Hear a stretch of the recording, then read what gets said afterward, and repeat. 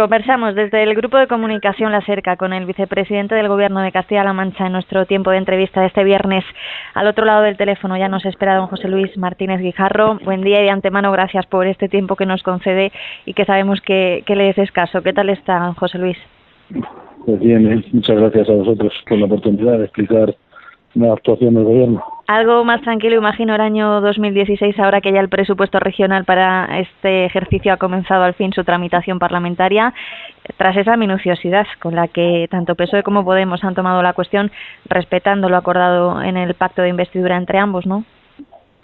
Pues sí, ahora ya es cuestión de la tramitación en las Cortes de Castilla-La Mancha, ¿no? Y ahí pues todavía tiene que producirse el debate entre los distintos grupos parlamentarios, pero desde el Gobierno hemos hecho un profundo ejercicio de revisión de los presupuestos de Castilla-La Mancha y hemos estado conversando con Podemos para que todo aquello que estaba plasmado en el acuerdo que tenía que ver con los presupuestos pues se viera reflejado en los mismos. Y fruto de ello pues hay partidas para el plan de rescate ciudadano, que era uno de los grandes objetivos que nos habíamos marcado y que suponían una reordenación importante del presupuesto, pero yo creo que ponen de manifiesto que cuando se tiene voluntad política se pueden buscar fondos para sacar adelante determinados proyectos. En ese momento de la presentación del proyecto de presupuestos, el presidente García Page afirmó que eran unos buenos presupuestos, que incluso no los habría creído posible 6 meses atrás cuando recuperaron el Gobierno, pero también afirmó en un determinado momento de esa rueda de prensa que no son los presupuestos que habría elaborado el PSOE por sí solo. ¿En qué habrían cambiado fundamentalmente? Bueno, yo creo que son unos presupuestos en los que hay determinadas cuestiones que están directamente vinculadas a ese acuerdo de investidura. Es un acuerdo de investidura que ponía muy de manifiesto que las dos formaciones políticas teníamos objetivos comunes, pero también tenemos alguna diferencia. Y ahí yo creo que lo que le ha aportado el grupo de Podemos a los presupuestos es fundamentalmente un esfuerzo para intentar acelerar lo que son la implantación de determinado tipo de decisiones y de políticas. Pero lo importante es que dan respuesta a la necesidad de los ciudadanos. Yo creo que es lo más importante, fundamentalmente aquellos que peor lo han estado pasando durante la crisis, que suponen la recuperación ya efectiva de una serie de derechos para los ciudadanos de Castilla-La Mancha y también de derechos laborales para los empleados públicos.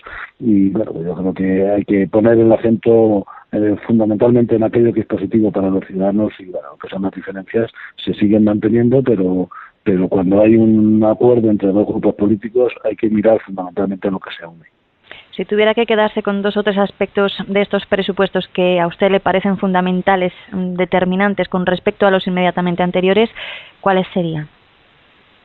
Bueno, pues yo creo que la concreción desde el punto de vista presupuestario del plan de empleo, del plan extraordinario de empleo, creo que es una de las grandes apuestas que se hicieron desde el inicio de la legislatura por parte del presidente de Castilla-La Mancha, y en los presupuestos están las partidas presupuestarias para dar respuesta a los proyectos que han presentado los ayuntamientos y las entidades sin ánimo de lucro, así como también para las ayudas a la incorporación de jóvenes, que es uno de los grandes retos que tenemos. Y otra cuestión importante pues es también todas esas partidas que están destinadas a recuperar la confianza de muchos ciudadanos que estaban abandonados a su suerte durante los últimos 4 años y que creemos que por parte de un gobierno tienen que estar atendidos en lo más básico que son sus necesidades vitales.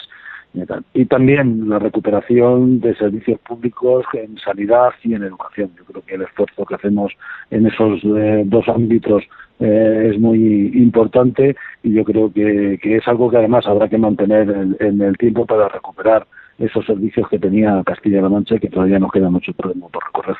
¿En qué puntos han estado los mayores escollos con las negociaciones con Podemos? Bueno, pues fundamentalmente en el ritmo, en la recuperación de derechos y de servicios, pero el marco presupuestario nacional y la normativa nacional es la que es. Tenemos que cumplir el objetivo de déficit que tenemos marcado y el objetivo de deuda pública.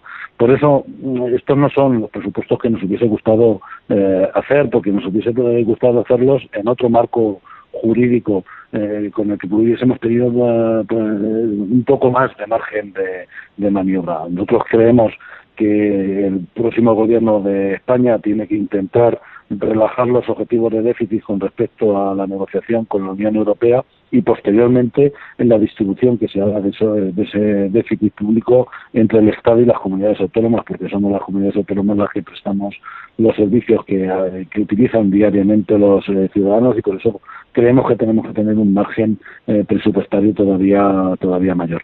Y ahí es donde ha radicado fundamentalmente las diferencias en cuanto al ritmo de poder recuperar derechos sociales y derechos laborales.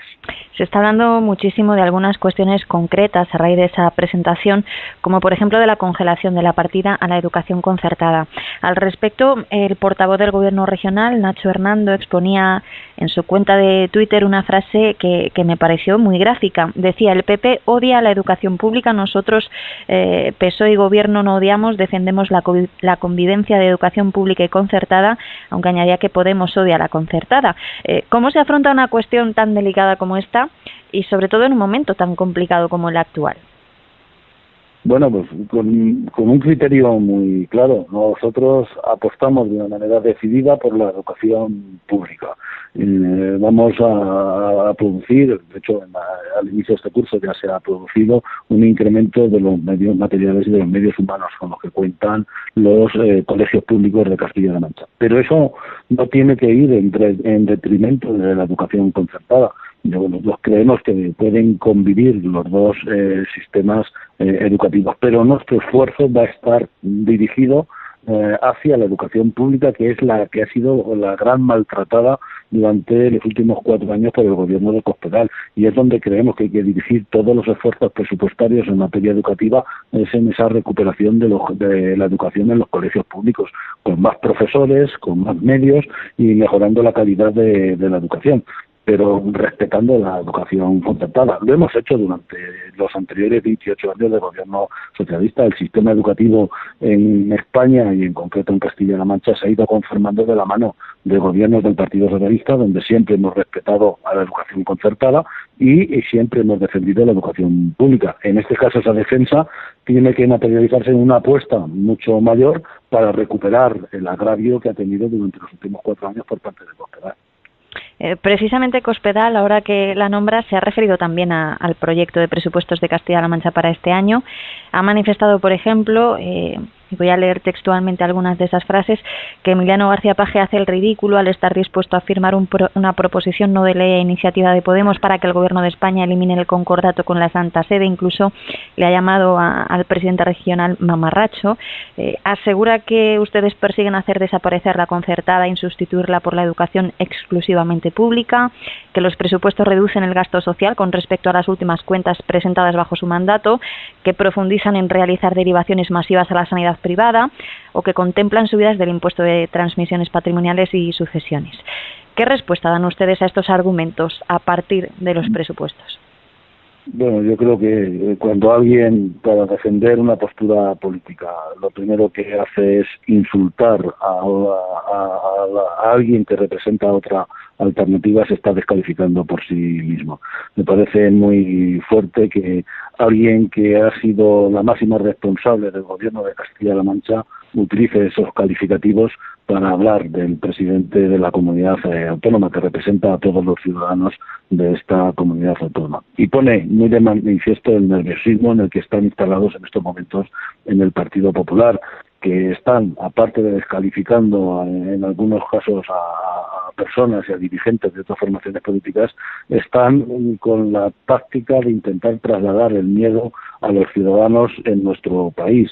A nivel nacional, algunos ministros haciendo declaraciones absolutamente salidas de tono, poniendo en tela de juicio la política antiterrorista que se puede llevar a cabo en este país, y dirigentes a nivel regional, pues intentando poner en duda las intenciones del gobierno o incluso meter miedo en aquellas familias que tienen a sus hijos en la educación concertada. Mire, quien tiene a sus hijos en la educación concertada puede estar tranquilo que seguirán sus hijos yendo a la educación concertada si ellos lo quieren.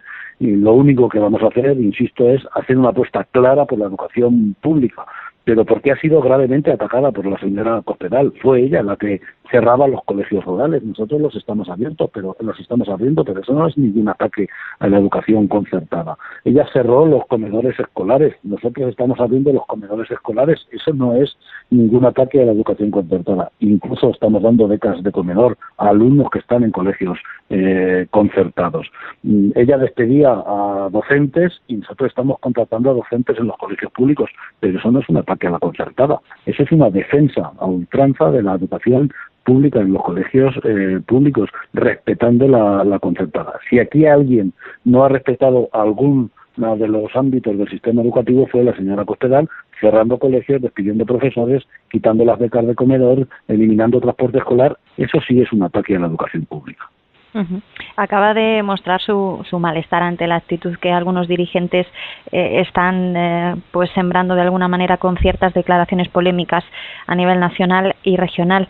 Le pregunto por declaraciones que en últimos días han hecho precisamente algunos dirigentes del PP castellano-manchego, asegurando que muchas empresas están huyendo, decían literalmente, de la región por el gobierno del PSOE gracias al apoyo de Podemos. Bueno, pues no dice eso ni la estadística oficial ni el índice de confianza empresarial, que lo mide el Instituto Nacional de Estadística. Somos la comunidad autónoma donde más ha mejorado el índice de confianza empresarial en los últimos meses. Esto es una parte más de esa estrategia de intentar meter miedo. No solamente no hay empresarios que se estén yendo fuera de Castilla-La Mancha, salvo aquellos que estaban con proyectos que no eran en absoluto claros y que intentaron engañar a decenas de miles de ciudadanos, como ha ocurrido con Giva en Albacete, que eso está más cerca de una estafa que de un proyecto empresarial. Y ahí a lo mejor lo que tiene que hacer algún dirigente del Partido Popular es dar explicaciones de por qué se pedían currículum cuando se sabía que había mucho humo detrás de ese proyecto empresarial. Pero eso no tiene nada que ver con la realidad empresarial de Castilla-La Mancha, donde estamos afortunadamente asistiendo a muchos proyectos que están poniendo encima de la mesa empresarios que quieren llevarlos a cabo en Castilla-La Mancha, y algunos se empezarán a materializar. Insisto, las estadísticas no dicen eso, el índice de confianza empresarial tampoco, y el Partido Popular lo que está es a la desesperada intentando meter miedo. También decían hace unos meses que los presupuestos iban a freír a impuestos a los ciudadanos de Castilla-La Mancha, que íbamos a subir el impuesto sobre la renta, el impuesto sobre el patrimonio, y cuando hemos presentado los presupuestos todo el mundo ha podido comprobar que ni se toca el impuesto sobre la renta, no se toca el impuesto sobre el patrimonio, y en el impuesto de sucesiones y donaciones se suprime en la práctica para el 98% de los ciudadanos de esta región. Es posible que algunos de los dirigentes del Partido Popular se encuentre entre el 2% que sí seguirán pagando el impuesto de sucesiones y donaciones, pero el 98% de los ciudadanos de Castilla-La Mancha, si tienen la desgracia de percibir una herencia, y digo la desgracia porque detrás de una herencia siempre hay el fallecimiento de una persona, pues podrán comprobar ese 98% cómo no tienen que pagar nada por el impuesto de sucesiones y donaciones. Se ha referido hace unos instantes a los esfuerzos que ha estado haciendo desde que comenzó esta legislatura el Gobierno regional en materia de educación por recuperar, ha dicho, algunas de las cosas que se habían perdido en los últimos años y por plasmar ciertas de esas cosas en los propios presupuestos para este año. ¿Cómo se tomaron ayer esa iniciativa de José García Molina, diputado por Podemos y vicepresidente de las Cortes, pidiendo formal y abiertamente la dimisión de la consejera de Educación porque dice que no ha cambiado nada las políticas del PP en esta materia? Bueno, pues no nos pareció adecuado, sobre todo cuando hacía muy poquitas horas que habíamos cerrado un acuerdo que incorpora importantes medidas en materia de educación, por ejemplo, la reducción de las ratios escolares a lo largo de la legislatura y una apuesta clara por la educación pública. Nos pareció una petición absolutamente injusta, porque desde la Consejería de Educación se han hecho importantes esfuerzos para mejorar la programación del curso que tenía programado el Partido Popular, que es algo que parece que alguna gente no quiere entender. El actual curso estaba programado por el gobierno de Cospedal y nosotros hemos podido mejorar algunas cosas, pero otras no las hemos podido modificar, porque cuando se inicia la programación de un curso, esa programación hay que llevarla hasta el final de ese curso. Aún así, hemos puesto en marcha los comedores escolares y hemos puesto en marcha el sistema de becas. Hemos incrementado, hemos contratado 400 docentes al inicio de este curso, que se incorporaron, por cierto, el día 1 de septiembre, en lugar de hacerlo a mediados de septiembre, como se venía haciendo antes la incorporación de los interinos. Aquellas cosas que se han podido mejorar, pues lo hemos hecho. ¿Les gustaría que fuéramos más deprisa? Pues probablemente, pero hay cosas que no se pueden alterar a lo largo del curso. Ahora estamos en pleno debate sobre la normativa que tiene que regular la incorporación de alumnos a la educación, lo que se conoce como los decretos de admisión de alumnos. Nosotros aquí creemos que hay que abrir un debate sereno y tranquilo en la comunidad educativa, porque la realidad es muy distinta en Castilla-La Mancha, en los pueblos con respecto a las ciudades, y luego de unas ciudades con otras, no tienen nada que ver, y por eso creemos que hay que hablar con la comunidad educativa a nivel regional, pero luego con la comunidad educativa en cada una de las localidades de Castilla-La Mancha. Y eso requiere su tiempo, requiere su planificación. Dos últimas cuestiones para dar una pincelada a sendas cuestiones importantes. La primera de ellas centrada en los esfuerzos del Gobierno regional en esta nueva legislatura con respecto al agua. Hoy ha habido nueva noticia. La ministra en funciones, García Tejerina, ha autorizado un nuevo trasvase desde los embalses de Entrepeñas, Buendía, a través del Tajo Segura, 10 hectómetros cúbicos para este mes de febrero, según ha publicado hoy el Boletín Oficial del Estado. ¿Cómo se recibe un mes más una noticia como esta? Bueno, pues desgraciadamente una vez más estamos comprobando cómo el señor Rajoy, que dice estar en funciones para no atajar algún problema serio que tenemos en la región, como por ejemplo el del Cogas en Puerto Llano, que es muy sintomático, que mande una carta al presidente de Castilla-La Mancha diciendo que no puede reunirse con él porque se encuentra en funciones, y luego, estando en funciones, toma decisiones que perjudican gravemente a esta comunidad autónoma, como los trasvases que ha estado aprobando durante los últimos meses, y también hoy, que en cuanto que han visto que han caído 4 gotas en la cabecera del Tajo, se las han llevado hacia el delante. Es una postura absolutamente incomprensible, pero que responde a intereses puramente partidistas. El señor Rajoy, pues en este momento tienen muchas dificultades dentro del Partido Popular y probablemente pues querrá granjearse el apoyo de los dirigentes del Partido Popular de Murcia, que son quienes están gobernando allí en esa comunidad autónoma. Pero tiene poca explicación que conforme está la cabecera del Tajo se sigan haciendo trasvases. Nosotros vamos a responder como lo venimos haciendo, con mucha firmeza, porque vamos a volver a recurrir esta decisión, y bueno, pues hemos estado y lo seguiremos haciendo, colaborando con los ayuntamientos y con las plataformas que están defendiendo al Tajo, y si es necesario pues llegaremos hasta la justicia europea para defender que el Tajo siga siendo, o vuelva a ser, para ser más exacto, que el Tajo vuelva a ser un río, que la mayoría del agua del Tajo transcurra por su cauce. Por último, no me resisto a preguntarle cuál es su visión de la perspectiva política nacional que tenemos planteada. Precisamente hace unos minutos acaba de concluir ese encuentro que han mantenido Pedro Sánchez y Mariano Rajoy, apenas media hora de reunión que imagino habrá sido bastante tensa. No sé cómo está viendo usted toda esta situación. Bueno, pues yo creo que de la reunión de esta tarde todo el mundo sabíamos o intuíamos que la finalización iba a ser la que se ha producido. Es prácticamente imposible que pueda haber un acuerdo entre el Partido Popular y el Partido Socialista, porque el Partido Popular ha estado durante 4 años no solamente con el Partido Socialista, sino que no ha dialogado con nadie. La inmensa mayoría de leyes que se han aprobado en el Parlamento, de las reformas que ha impulsado el Partido Popular en estos 4 años, se han aprobado con el único voto del Partido Popular y teniendo en contra al resto de las formaciones. No ha habido diálogo durante 4 años, el más mínimo diálogo con los partidos de la oposición. Claro, de la noche a la mañana la gente no puede volver a hablar con quien no ha querido hacerlo durante los últimos 4 años. Las políticas del Partido Popular y del Partido Socialista están en las antípodas. Los planteamientos desde el punto de vista social, desde el punto de vista laboral, son totalmente antagónicos y por lo tanto es prácticamente imposible el diálogo en ese tipo de cuestiones. Es cierto que se puede dialogar de cuestiones de Estado en materia de terrorismo, en materia de unidad nacional, pues ahí siempre nos hablaremos y dialogaremos con el Partido Popular y llegaremos a acuerdos como lo hemos hecho cuando hemos estado en la oposición. Pero yo creo que el gobierno que se pueda formar en España tiene que ir por otros derroteros distintos a los que pretende el señor Rajoy. Don José Luis Martínez Guijarro, estaremos pendientes de estas y otras cuestiones. Muchísimas gracias por este tiempo que nos ha concedido. Muchas gracias a vosotros.